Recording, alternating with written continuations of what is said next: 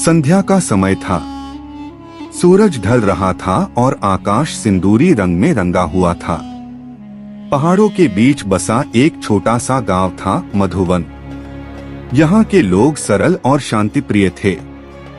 लेकिन इस गांव में एक रहस्य भी था, जिसे सुनकर लोग सिहर उठते थे। कहा जाता था कि जंगल के बीचों बीच एक श्रापित भेड़िया रहता है, जो रात होते ही रोता है और कभी कभी इंसानों की तरह बातें करता है।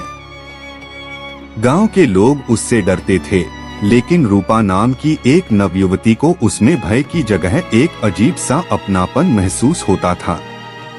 रूपा एक सुंदर, कोमल हृदय और निडर लड़की थी।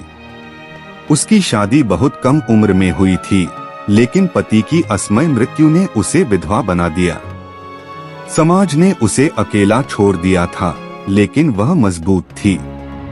उसने अपने जीवन को स्वयं संवारने का निश्चय किया और जंगल के किनारे अपनी झोपड़ी बना ली। एक रात जब रूपा जंगल के पास नदी से पानी भर रही थी, तब उसने एक दर्द भरी आवाज सुनी। वह सावधानी से आगे बढ़ी और देखा कि एक बड़ा काला भेड़िया घायल पड़ा था। उसके शरीर पर गहरे घाव थे।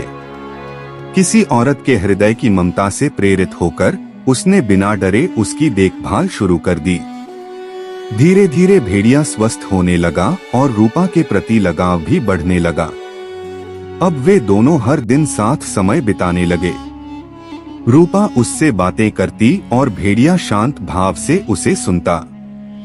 समय बीतता गया और दोनों के बीच एक अनकहा बंधन बन गया। गांव में यह खबर आग की तरह फैल गई कि रूपा जंगल के उस श्रापित भेड़िए के साथ रहती है। लोगों ने उसे चेतावनी दी, लेकिन रूपा ने किसी की न सुनी। एक दिन अचानक गांव में एक महात्मा आए।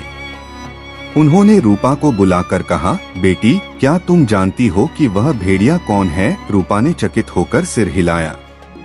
महात्मा ने गहरी सांस ली और बोले, वह कोई साधारण प्राणी नहीं, बल्कि एक श्रापित राजकुमार है। वर्षों पहले अहंकार और क्रोध में डूबे हुए राजकुमार सत्येंद्र ने एक निर्दोष साधु का अपमान किया था। क्रोधित होकर साधु ने उसे भेड़िया बनने का श्राप दे दिया। इस श्राप को केवल निस्वार्थ प्रेम और त्याग ही तोड़ सकता है। रूपा के मन में भावनाओं का सागर उमड़ पड़ा। उसने निर्णय लिया कि वह सत्येंद्र को श्राप से मुक्त करेगी, लेकिन यह इतना आसान नहीं था। महात्मा ने कहा, श्राप तोड़ने के लिए तुम्हें पूर्ण चंद्रमा की रात अपने जीवन का सबसे बड़ा बलिदान देना होगा। वह रात आ गई। पूरा जंगल चांदनी से नहाया हुआ था। रूपा और सत्येंद्र भेड़िया एक पहाड़ी के ऊपर खड़े थे। महात्मा वहां मौजूद थे। महात्मा ने कहा, रूपा, अगर तुम्हारा प्रेम सच्चा है तो तुम अपना जीवन सत्येंद्र के लिए समर्पित करने के लिए तैयार हो? रूपा ने बिना किसी संकोच के हामी भर दी। जैसे ही उसने अपना बलिदान देने के लिए आंखें बंद की, अचानक हवा में एक तेज रोशनी फैल गई। महात्मा ने मंत्रोच्चार किया और देखते ही देखते भेड़िया धीरे धीरे एक सुंदर युवक में बदलने लगा। श्राप टूट चुका था, लेकिन रूपा बेहोश होकर गिर पड़ी। राजकुमार सत्येंद्र ने रूपा को अपनी बाहों में उठा लिया और महात्मा से प्रार्थना की कि वे उसे बचाएं।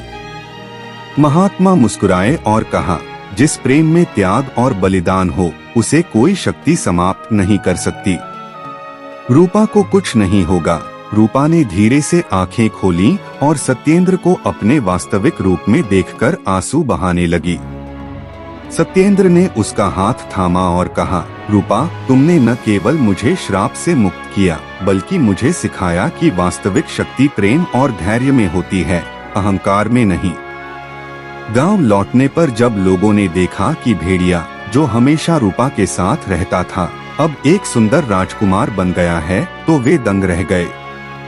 वे रूपा के साहस और प्रेम की गाथा सुनकर आश्चर्यचकित थे।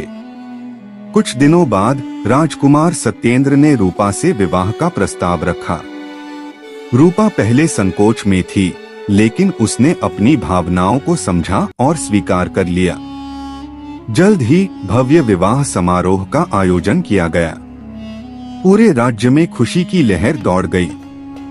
रूपा, जो कभी एक साधारण गांव की लड़की थी, अब रानी बन गई। लेकिन उसने अपने मूल्यों को नहीं बदला। वह अब भी दयालु, सरल और सेवा भाव से भरी हुई थी।